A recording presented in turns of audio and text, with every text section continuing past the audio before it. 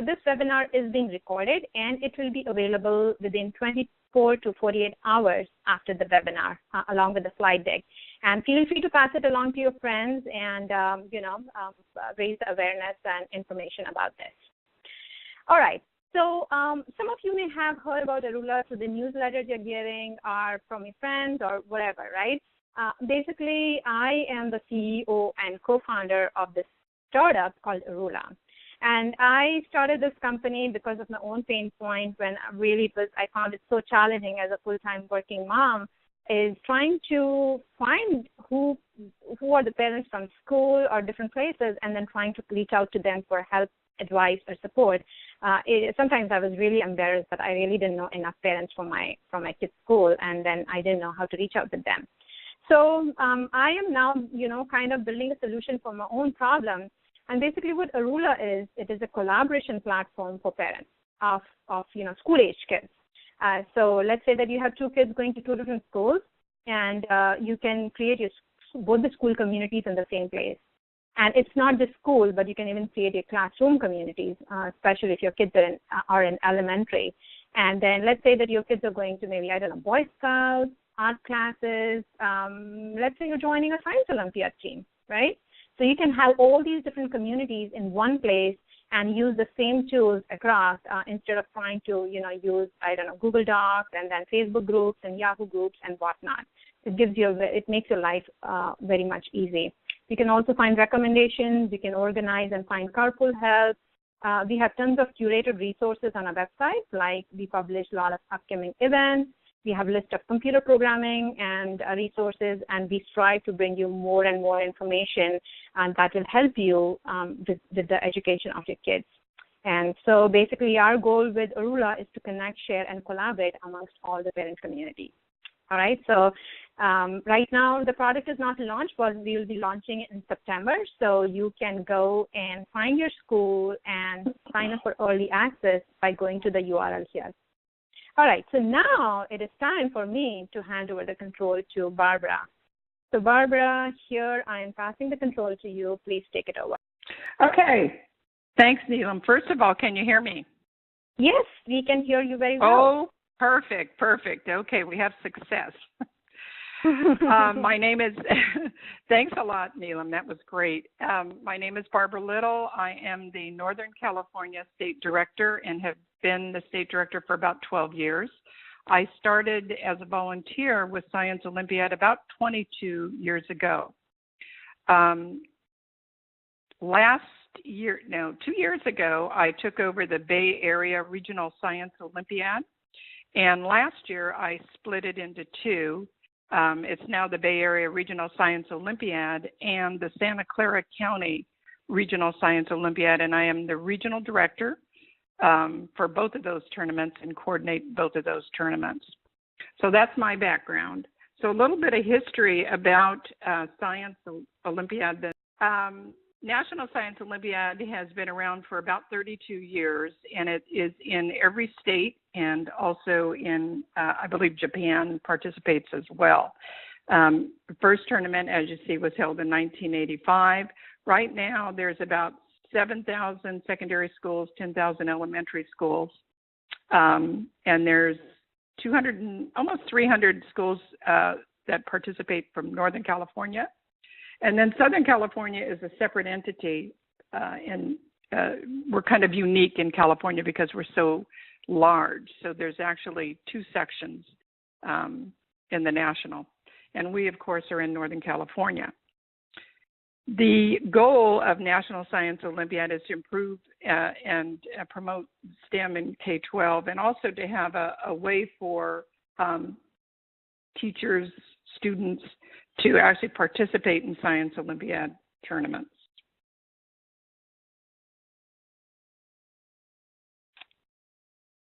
Okay, let me get to the next slide. It's not going to the next slide here. Barbara, there's a left and right arrow at the bottom. Yes, just click on the right arrow. There you go. Okay. So divisions and grades. There's elementary, which is Division A, and most of the tournaments in Northern California are actually grades 3 through 6, but younger students can participate. Division B and Division C are, Division B is grades 6 through 9, that's middle school, and Division C is grades 9 through 12. The Bay Area and the Santa Clara regional tournaments that I coordinate is for Division B and Division C. That's on one Saturday in March for those two divisions.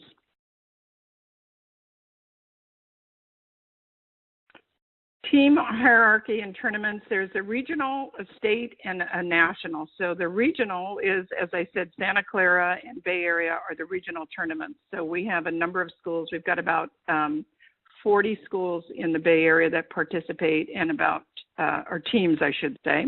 And then there's about 50 teams that participate in Santa Clara County. The 4 top schools, top scoring teams, not from the same school, advances in each division, Division B and Division C, advances to the state tournament. The state tournament is held in at Cal State Stanislaus in Turlock in April. Those top 4 teams in all 7 of the regions in Northern California advance to the state where they compete. And then the top team in each division, middle school and high school, represents Northern California at the National Science Olympiad, and that's held in different states each year. This last year we were in Lincoln, Nebraska, and I would like to note that we did very well there. Churchill Middle School in Sacramento came in 3rd place in the nation, and Mira Loma High School came in 2nd place in the nation. So we're pretty proud of those schools. And we have had, although the Bay Area is fairly new to Science Olympiad, I think it's been about 13 years that the Bay Area has started participating. We did have a team from Palo Alto High School that did represent Northern California at the national, and we hope to have more Bay Area teams that go to national.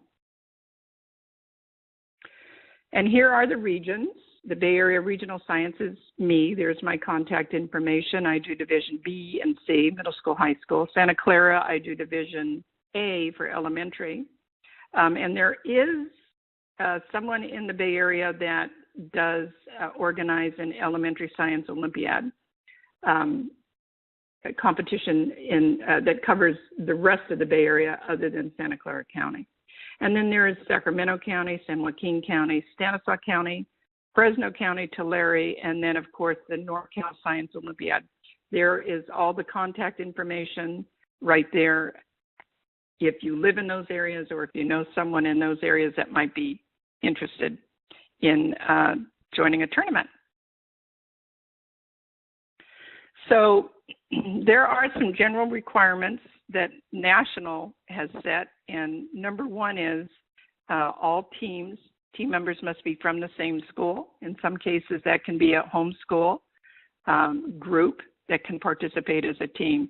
The school principal must approve the participation of their school and of the team coach. The team coach can be a teacher, a staff member, a parent, whoever the principal gives the okay to. You can actually coach a team. And then, of course, all of the district schools and rules and policies must be followed. Each team member can participate only in one division, so you can't have a 9th grader participate in Division B and Division C. Teams must be registered with their region, and I'll give you some information on how to register. I think we do that a little later. And again, California is split in 2, Northern California, Southern California. Teams pay a national fee through their region. That fee is a membership fee to the national is $60.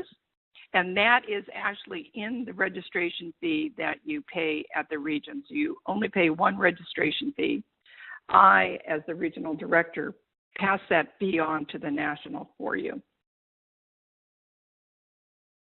So for team formation requirements for Division B, which is middle school. Division B and C, you can have up to 15 team members and as few as 3 or 4 team members if you're just starting out. For Division B, you can have just a maximum of 5 ninth graders. Of course, we don't want to have a Division B team that's all ninth graders competing with some that are 6th, 7th, and 8th graders. And then, of course, you can see there that a school that goes up to 9th grade can have 5 students from grade 9. You can, with permission from a high school coach, you can have a 9th grader come back from their high school and compete with the middle school if both coaches agree. Same thing for a K-8 school, a K-7, K-6 school. You can see there what the limitations are on participation. For Division C, there is a maximum of 7 students from 12th grade. Again, you don't want to have 9th, 10th, 11th grade students competing with a team that's all 12th graders. The events. The events there's 23 events in each division, 23 middle school, 23 high school Division C events. Some of them are the same. They're common. For instance, bridge building and air trajectory is both Division B and Division C. And then there are some like cell biology that is just one division. So there's several of the 23 events are the same in both divisions. Just that Division C, there may be a few changes, or actually the event supervisor is asked to write a test that's a little harder than the Division B test.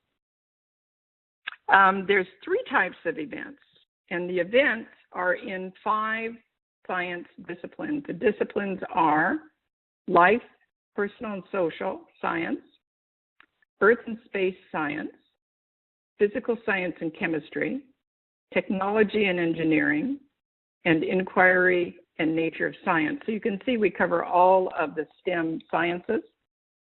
The 3 types of events are build or engineering events, test or theory events, and then there's also lab events. The bridge and engineering events, there's several. And to give you an example, bridge building. So students would, throughout the year, build bridges according to the rules, and there is a rule book available. Once you register, you get a rule book that has all 23 events and all of the rules. That is what you follow to a T for these events. So in the rule book, it'll have all the rules for bridge building. Students will practice all year long using those rules, building different bridges, and finding out which bridge is the best bridge according to the rules. Which bridge, in this case, weighs the lightest and holds the most weight. So on tournament day, students will bring their bridge to the tournament. There's usually an impound time, so they turn in their device, and then they come back to test their device. So all teams test their device using the same apparatus. So in the case of bridge, they will keep adding sand until the bridge actually breaks. So that's the same thing with air trajectory and bottle rockets. The students build devices throughout the year. They figure out which one is the best type according to the rules, and that's what they bring to tournament. And then test theory is basically tests. Students come into the room, sit down, they take a test. A lot of times it's by stations, so they'll go from station to station and they have examples and they answer questions. And then lab, for instance, Crime Busters, it's the same thing. It's held in a lab, and students will go from station to station and they're actually solving a crime. Each student can participate in 1, 2, 3 events. The schedule is on the website for the events.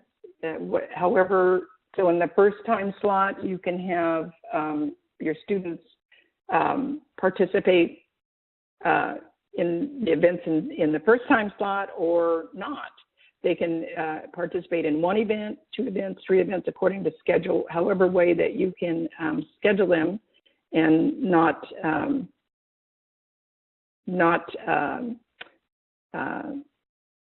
over schedule them, so to speak. Students can participate in one type of event, or you can mix it up for balance. It's up to you. It is a good idea throughout the year when you're working with your team is to have students that can do more than 1 event in one time slot. On event day, if you have a student that's been working on oceanography all year and then they don't show up on event day, you need backups. So it's a good idea to have more than 1 student or students familiar with more than 1 event, just in case. And then really important, a school can participate in all or only some of the events. Your first time out, I always like to tell folks that are new to Science Olympiad, just plan on participating in maybe half or 2/3 of the events, depending on how many students you have on your team. Get used to what the tournament is about, how the day is run. And then the following years, you can plan on participating in all of the events if you would like or not.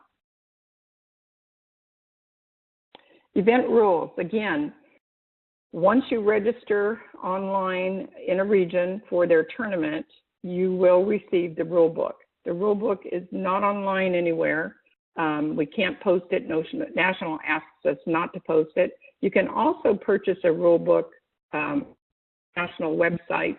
I think it's $8. However, when you register with the team to participate, that rule book is sent to you and is included in the registration fee.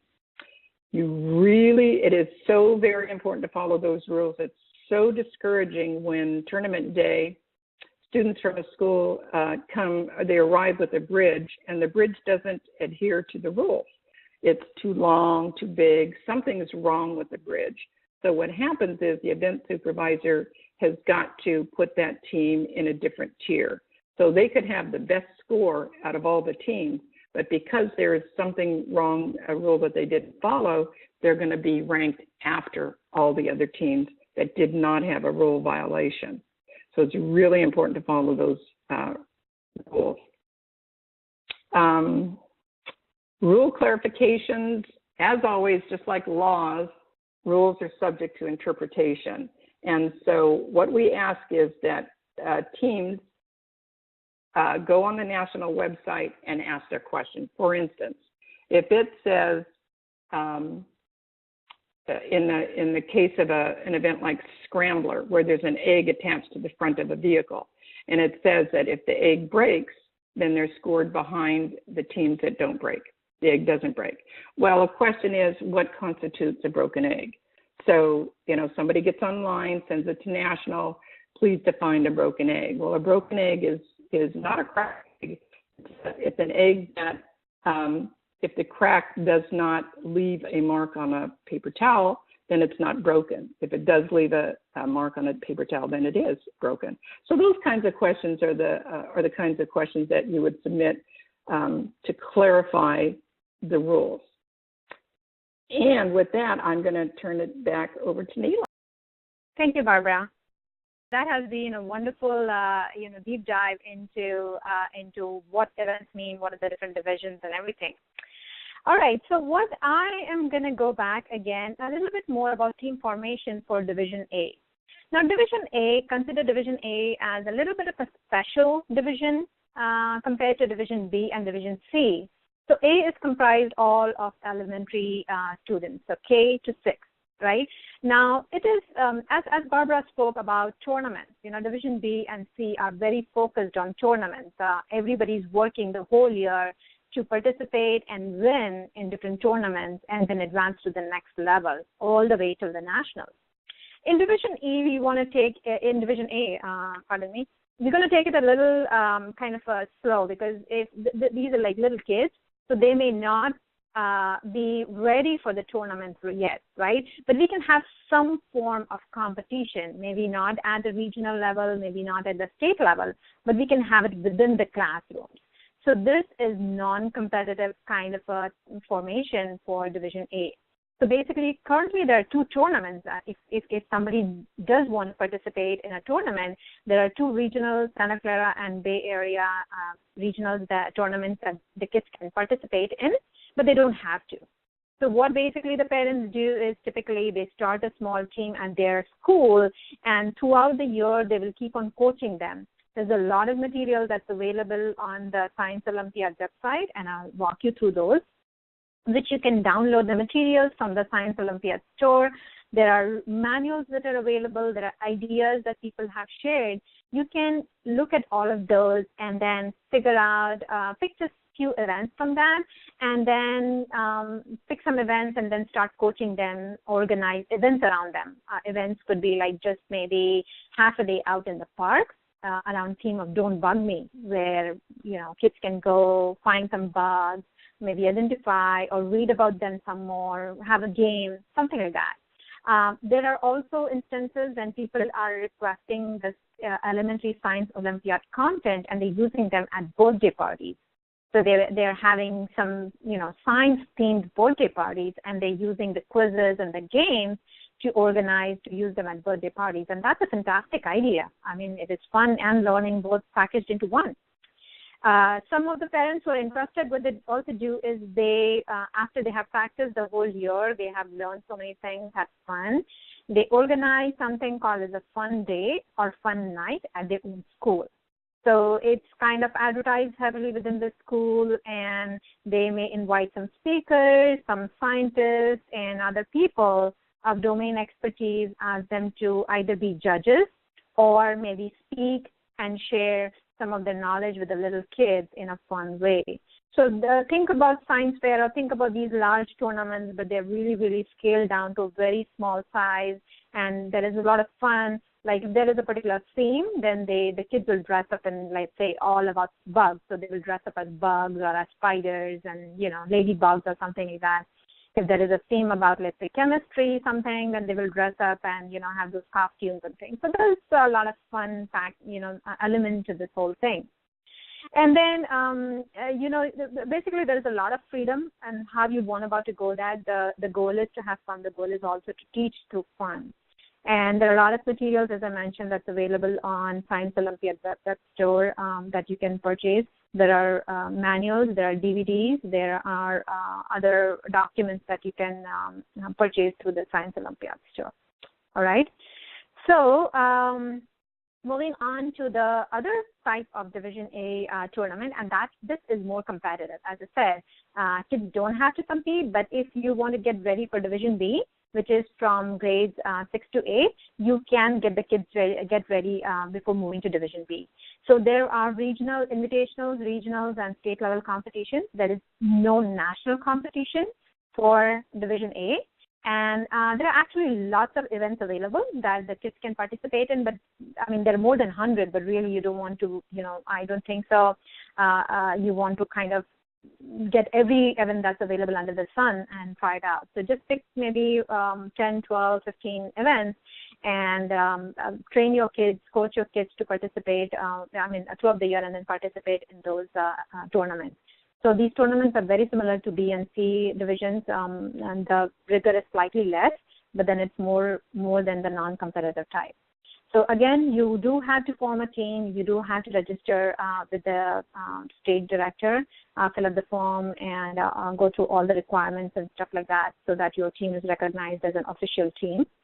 And what the kids get to do is there are certain days that you get an invitation saying that, hey, we have some invitationals, and these invitationals are hosted by different schools.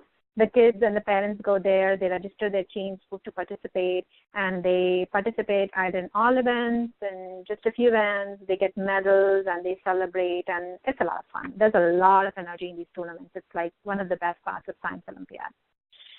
So as I said, no national tournaments, and there are some, some of the sample events I've listed here is like A for anatomy, barge building, B for biomass, and things like that. And there's a whole list that you can see in the manual that you can purchase from the Science Olympiad web store. And as any other events or program, Science Olympiad is a very parent-oriented program. Of course, there is Science Olympiad Foundation, which kind of helps you and provides you the support. But in terms of coaching, preparation, and everything, there is a lot of participation and help needed from parents. There are certain parents who take the initiative and they go about organizing the teams and things like that. But then you could also leverage your PTA if you have in your schools and ask them for help, ask them for, advertising and recruiting teams.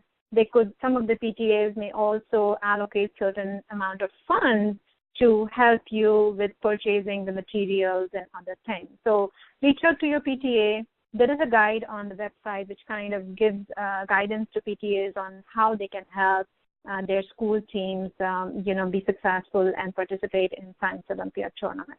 All right, and there are links at the bottom of these. Each of these has information around team formation for Division A.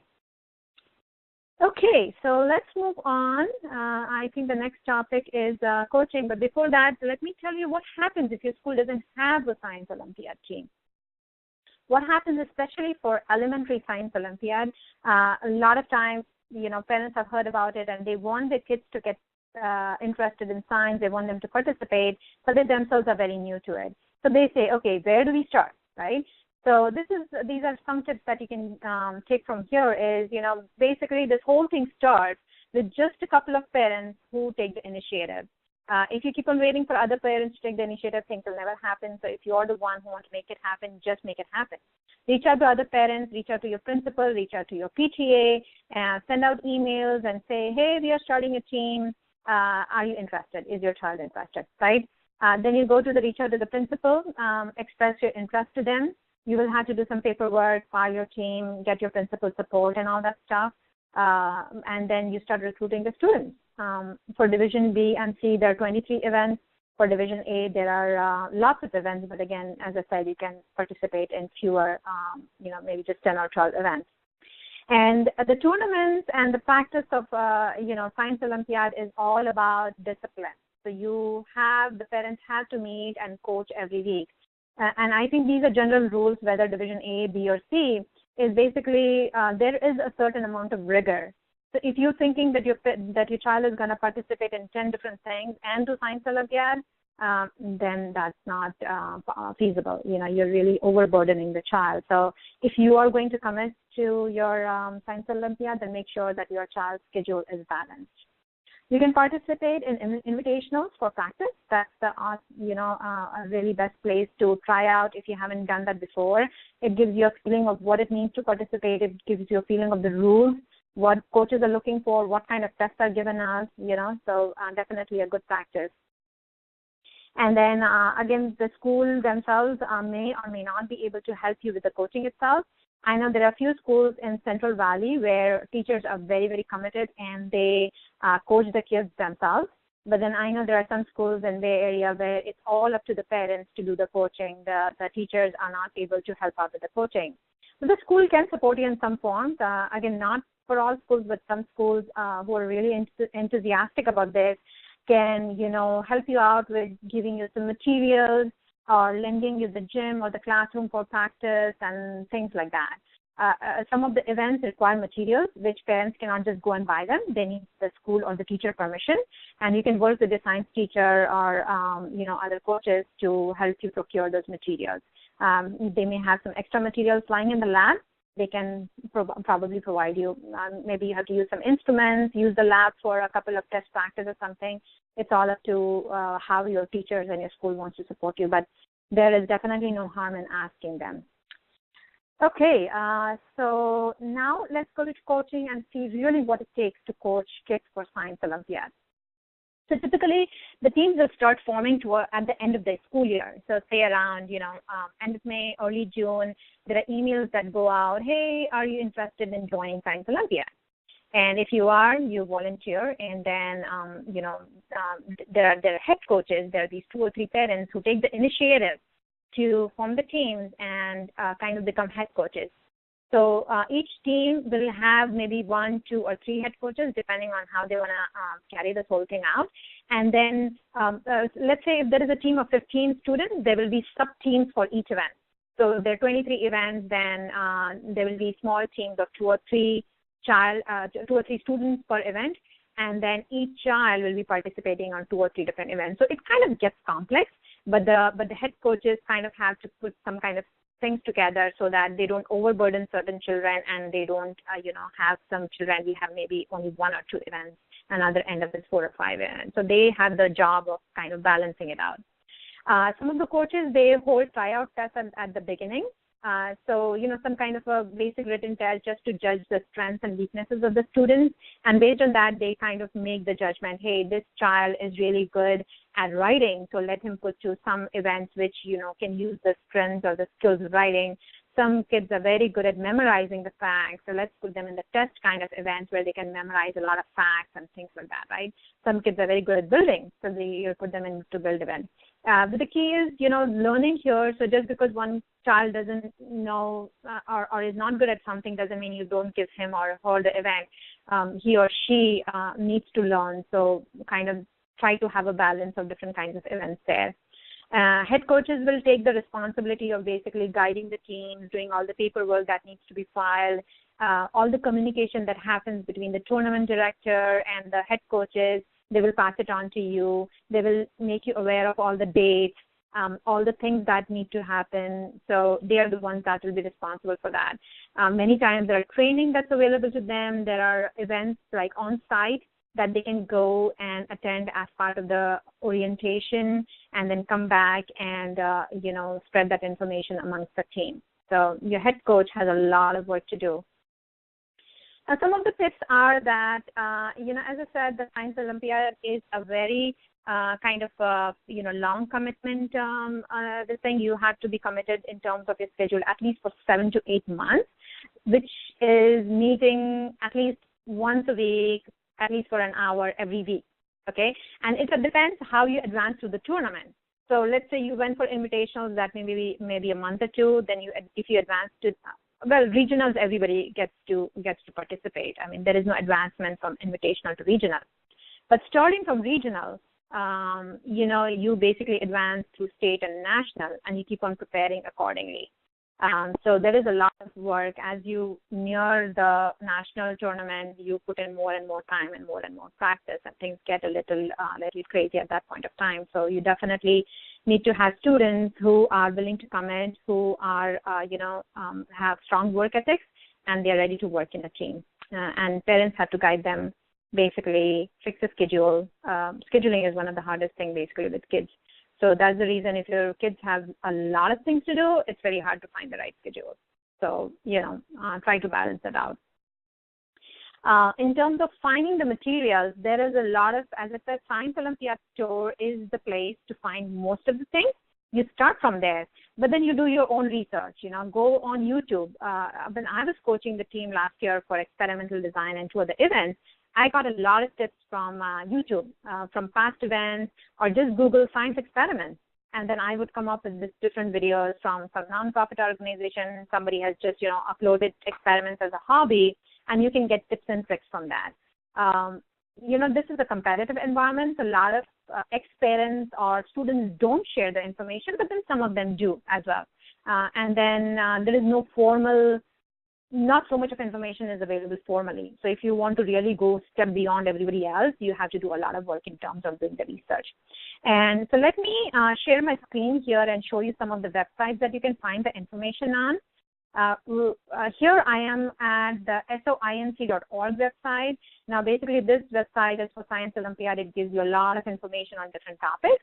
So here you see they are, getting ready for 2016 events. So you will see all the different events that are being published for 2016.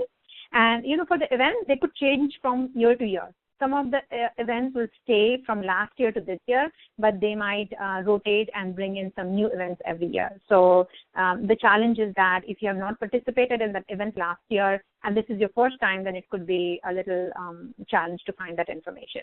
There is information on how to start a team. So if you see, you can go look at how to get organized, what are the different grade levels, stuff like that. There's information on the tournaments here, regional, state level, and all the contact information, different rules and policies that you need to follow here. And then there are a list of all the state websites. So basically, each state has its own website, and you can find the whole information over here. So California has two state websites, one is NorCal and one is Southern California. So go and get in, you can find all contact information there. The other website is scioli.org, Scioli. Science Olympiad is also lovingly called Scioli. And this is basically more of a student website. Like you can find forums, you can find wiki, you can find text exchange papers and stuff like that. And this is a really good source of information as well. Like if you're looking for sample questions, if you're looking for things that have been done in the past, you can really go and find them here. In the forums, if your child is registered or if you want to register, you can ask questions here, and then hopefully somebody will be able to answer them here. So, go and create an account. There's a wiki and a lot of test papers and chat and things like that. So basically oriented towards a lot of different events. Then the other website is Bay Area Scioli. Now this is dedicated for the regional. If you are participating in the regional tournament, then Bay Area Science, this particular website is your to-go source of information. And then the next one is NorCal. So now if you have advanced from regional to state, you will be going to NorCal website and find all the information. Now, as you're going from one tournament to another, you have to register your team with that particular entity, like with the region or with the state again, over and over again. It's not just one-time registration. All right? Okay, so I'm going to go back to my presentation. And if you have any questions, feel free to put them in the chat window. We will try to get them. We have actually we may have some 10 minutes left. We will try to address those questions, or if you email us the questions, we can try to get the answers as well and then make it available to you via different channels. All right? So now, what is the fun thing? I mean, why put in so much of hard work for the Science Olympiad? Now, let me tell you my own personal experience. Last year was I had participated with my daughter, who was in 8th grade then, for the very first time. And we were completely lost in the woods. We didn't know anything, but fortunately we had really awesome head coaches who guided us through the whole thing. And of course, we went doing our own research, and it was an amazing experience participating. I mean, my daughter learned so much about how to study, how to research, how to be a good team player, and she had a lot of fun, of course. So basically, your child is going to learn a lot of different skills. Doesn't matter if you're going to win in the tournament or not. Doesn't matter. That's the secondary part. But your child is going to end up learning a whole lot that they will not learn in the classroom, sitting in their science class, reading the science textbook, that they will learn participating in Science Olympiad. So definitely worth a try. My personal recommendation is, if you have not, please participate in Science Olympiad. It's an amazing event. And I have written my personal blog, if you want to read it, on how my experience was last year and how it changed my daughter's attitude towards science. And it's a true story. I hope it will inspire some of you guys. Okay, so the link to the blog is at the bottom of the screen here. When you get the slide, you'll be able to get it. So we have an upcoming event called Bay Area Science Festival, which is free. And it is at different locations all over the Bay Area. It runs for two weeks, and it is huge. I mean, I am told, Barbara was telling me, there are 30,000 people who flock AT&T Park to attend this event. There are tons of hands-on activities for the kids and a lot of fun to have. So the two major ones that we have here, one is on October 24th, which is in Cal State Hayward. And then the other one is on November 5th at AT&T Park. So check them out. The URL is given in the slide here. You can go and find all the information, how to, I'm not sure if you have to register. Barbara, are you supposed to register or buy tickets or something for this event? All you do is show up. It's free. Parking is free. And I will tell you, it is just awesome. Cal State Hayward, there's about 5,000 people attend. But AT&T Park, it is really cool. You get to go down on the field, and there's thousands of booths there and lots of things for kids to do, all free. Again, parking's free. Cool.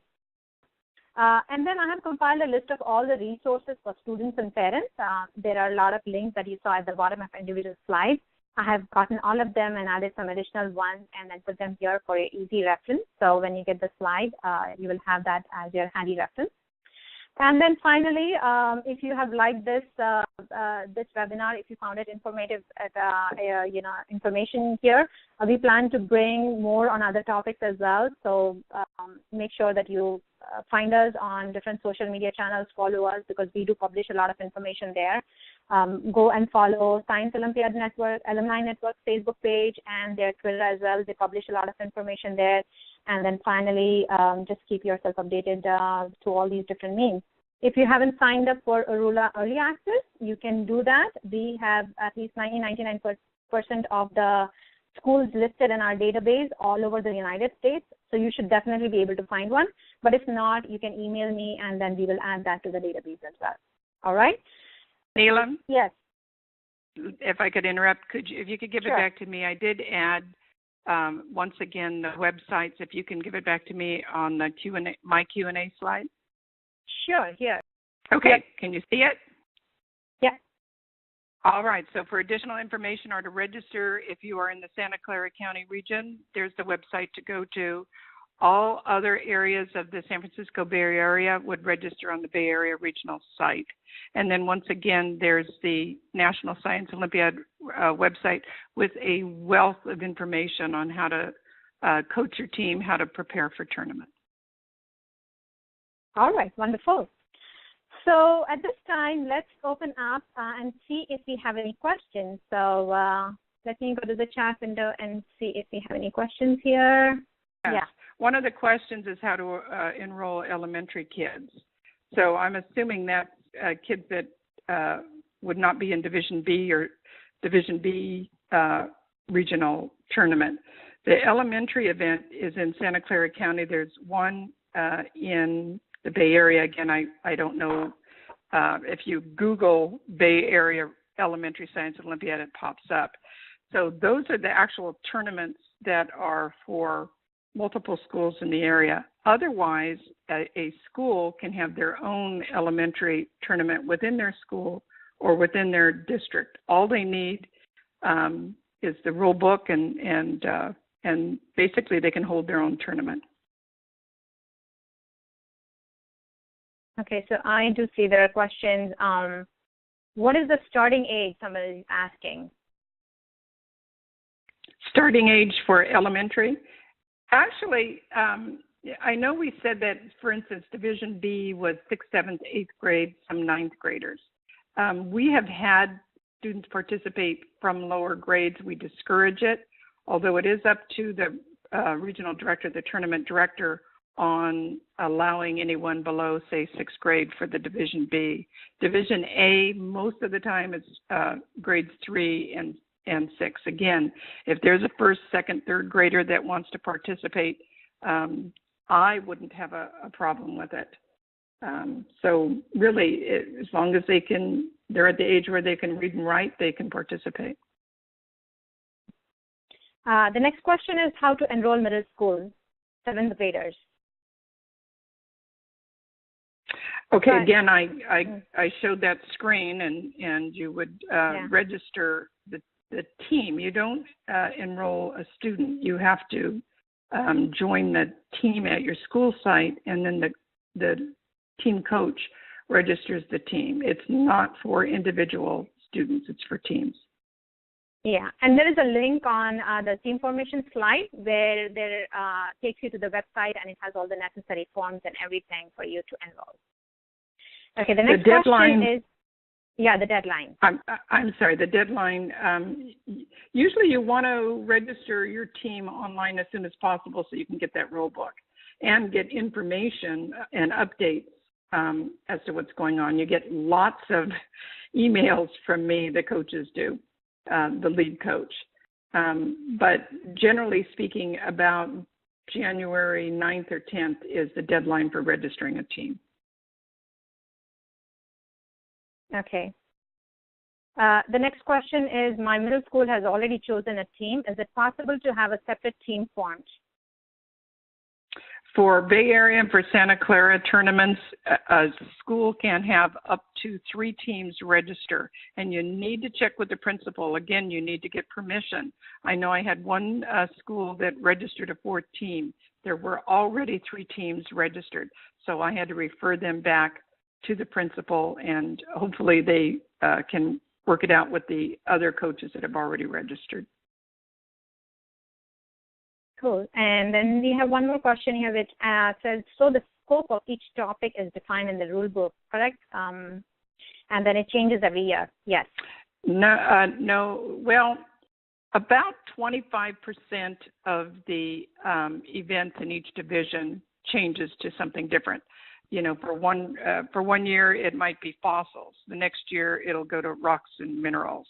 But generally speaking, it's just 25% change. However, in some of the events, for instance, bridge building, it may be the same bridge building, but the specifications will be different.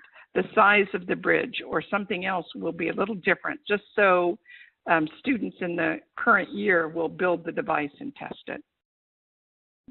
Yeah, so there is going to be a rule book or a rule manual, you may call it, for each event. And each event will have rules that, will stay same, or they may change a little bit, as Barbara mentioned. So if you're participating in all the 23 events, then there are 23. Just to clarify, Neelam, there's one rule book, and that one rule book is used for all tournaments at all levels, regional, state, and national. The one rule book is used, and all 23 events are inside that rule book. Right. Okay. All right. I don't see any more questions in the chat window anymore. The events that are new this year, we have some really exciting. Game On is my favorite, and Game On is a new event for Division C. There's also Wind Power for Division B and C. There's quite a few new events, and if you go to the national website, they've got the list. I think Neelam showed you the National Science Olympiad website, and there's a list of all the events in Division B and C. The only thing that you won't find are the specific rules for each of the events. Okay, another question is, in your experience, what is the best way to coach and practice? Just reading a science encyclopedia sure won't work. Boy, that's true. I'm sure you can answer this one, Neelam. But I do have experienced coaches all over Northern California that are more than happy to share how they organize their teams. And as a matter of fact, we had a summer workshop in San Jose this year, just last month, and we went over all 46 events. And we had professionals there. We had the top coaches. I mentioned Mira Loma came in second place at National. Churchill came in third place. And those coaches were there, and they gave a wealth of information. So there are summer workshops that you can attend that give you lots of information. There will also be coaches' meetings, and you can get information at the coaches' meetings. But the best way, I think, is to shoot me an email. I can give you the name and email address for an experienced coach, and they can tell you exactly what to do on setting up a team. And there are also, training materials available in Science Olympiad store. So when you sign up your team and your coach, as a coach, for each event, there is some kind of material, just the basic material to get you started. And then, of course, you take it from there and you build upon that. There are a lot of different resources. You can purchase books online from Amazon, and then you can refer to some textbooks maybe and look at the videos online. So, yeah, there is no one source of truth or no one source of information. You basically, it's like studying for your school or college. You have to get information from different sources. And for each event, there is a separate source which is better for that event than it would be for another event, right? So, yeah, the National also sells copies of the test that were given at National for the previous years. And to me, that's a great way to start, to get those tests and use those tests in preparing your students for tournament. Yeah, and even soinc.org website has a lot of those tests. So, some people have created mock tests. Some have kind of written down questions from their memory from their past tournament. So definitely good practice if you go and, look at the events there on soinc.org. That is a good source of information as well. Okay, what division is middle school. So middle school was from 6 to 8, right? From Division B? Yes. Yeah, that is Division B. Yeah, Division B. Next question on recommended books. As I said, there is no one book. It depends on the type of event that you're participating. So let's say if you're participating in Crime Busters, yeah, Barbara. Oh, go ahead. I wanted to address the Game On because I love Game On. Go ahead. Okay, all right. So it's again, it's coming back to that. What is the source of information? And as I said, it's not just one. It will depend on the type of events you are participating in. And again, parents and coaches play a very important part, like their domain expertise. So I know one of the strategies that in our team had been from their past experience for the coaches was to recruit those students whose parents have some kind of domain expertise. We had an engineer parent on our team who was very good with building. So we recruited her for bridge building. So her son participated in bridge building, and they had 2 more people join the team. And their team did win at a couple of events. They got medals. So, it really helps the coaches. If they have some kind of domain expertise, they can help get all the different kinds of materials. We had doctors who were coaching anatomy, or biosciences, things like that. So it depends a lot on the coaches, yes. For Game On, can I address that? Sure, yeah, go ahead. I just popped up the rules that I have for Game On, and the description is this. This event will determine a team's ability to design and build an original computer game, incorporating the theme provided to them by the supervisor using the program Scratch. So teams will practice ahead of time in putting together, designing, and building an actual game. And then when they come to tournament, they will sit down in front of a computer, up to 2 students, and they will have 50 minutes in which to design a game. So I think that's pretty cool. All right, cool. Thanks for the extra information.